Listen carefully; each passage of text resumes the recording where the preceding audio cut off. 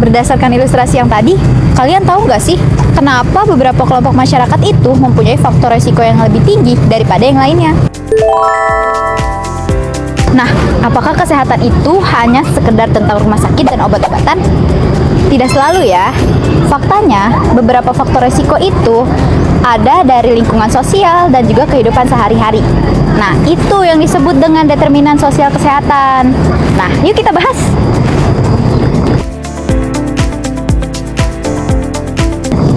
Jadi, faktor yang bisa mempengaruhi kesehatan itu bukan cuma dari faktor medis, tapi juga banyak faktor non-medis seperti faktor sosial yang bisa mempengaruhi kesehatan.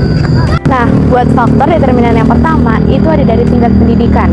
Kenapa sih tingkat pendidikan? Karena biasanya orang dengan tingkat pendidikan yang tinggi, itu mereka lebih paham tentang informasi-informasi kesehatan.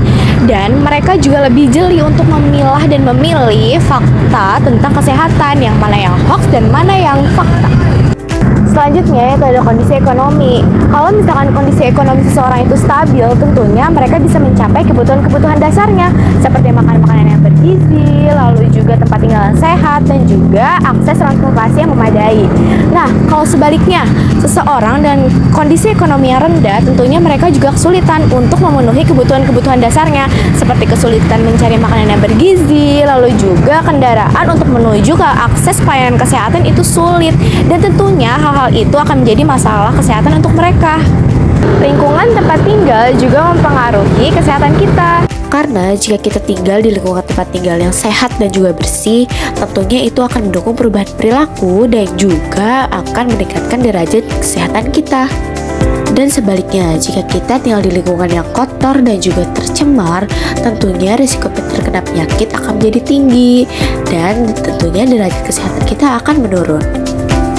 Nah, selanjutnya itu ada akses ke pelayanan kesehatan. Akses pelayanan kesehatan yang belum merata masih menjadi isu yang besar, terutama di daerah terpencil. Keterbatasan fasilitas, sarana, dan juga tenaga medis sering menyebabkan keterlambatan penanganan penyakit yang bisa berdampak serius hingga mengancam nyawa.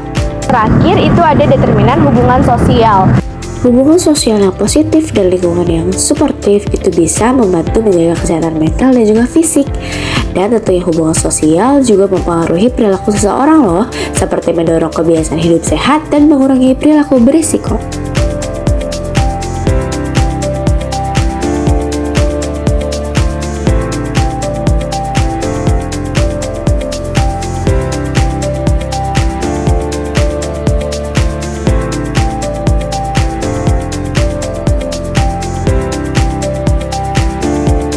Faktor sosial seperti ekonomi, lingkungan, dan layanan kesehatan tidak merata, maka muncul ketimpangan dalam hasil kesehatan. Bayangkan, dua orang yang tinggal di wilayah yang berbeda. Yang satu tinggal di perkotaan dengan rumah sehat, air bersih, dan transportasi yang mudah. Yang satu lagi tinggal di daerah yang terpencil, tanpa fasilitas kesehatan, dan harus berjalan jauh untuk mendapatkan air bersih. Jadi, siapa dong yang mudah untuk menjaga kesehatannya? Tentunya orang yang tinggal di perkotaan dengan lingkungan yang mendukung untuk hidup sehat. Nah, perbedaan ini bukan semata-mata karena pilihan pribadi, tapi karena peluang yang belum merata. Inilah yang disebut dengan ketidakadilan sosial kesehatan, di mana hidup ikut menentukan kualitas hidup seseorang.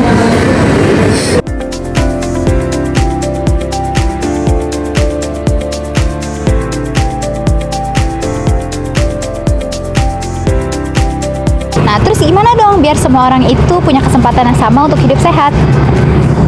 Nah, di sini pentingnya dari keadilan kesehatan. Keadilan kesehatan atau biasa disebut health equity, menurut World Health Organization atau biasa disebut WHO, adalah suatu keadaan di mana individu itu mempunyai kesempatan atas kesehatan dan kesejahteraan mereka masing-masing, tapi membagikannya bukan secara sama rata, tetapi sesuai kebutuhannya, agar mereka itu bisa merasakan kehidupan yang adil dan setara, dan bukan dari faktor keberuntungan atau keadaan. Contohnya, seperti memberikan layanan kesehatan keliling kepada daerah yang terpencil atau memberikan pelayanan gizi kepada keluarga yang kurang mampu.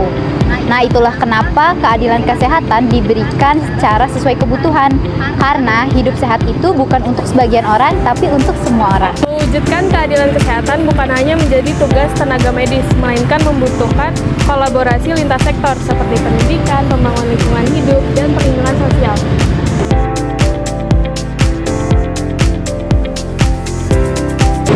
nyatanya dapat dilihat pada pemberdayaan kader dan komunitas, misalnya melalui posyandu yang berfungsi sebagai tempat pemeriksaan dan edukasi masyarakat.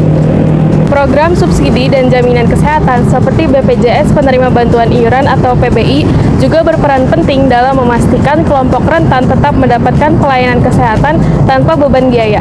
Kemudian upaya edukasi mengenai gizi, sanitasi, dan pola hidup sehat harus terus dilakukan berbasis komunitas melalui penyuluhan, pelatihan, dan juga kampanye publik. Meskipun tampak sederhana, langkah-langkah ini memiliki dampak yang besar karena perubahan yang besar berawal dari gerakan kecil yang dilakukan bersama-sama. Kesehatan itu bukan cuma tentang fasilitas medis yang ada. Nah, lebih dari itu, kesehatan itu berasal dari lingkungan yang mendukung, kebijakan yang adil, serta kesempatan yang merata bagi semua orang. Mari kita mulai dengan langkah sederhana, dengan dukung, pahami, dan juga ikut serta dalam setiap upaya untuk mencapai keadilan kesehatan yang setara. Nah, setiap tindakan kecil yang kita lakukan bisa memberikan dampak yang besar untuk masyarakat yang lebih sehat dan setara.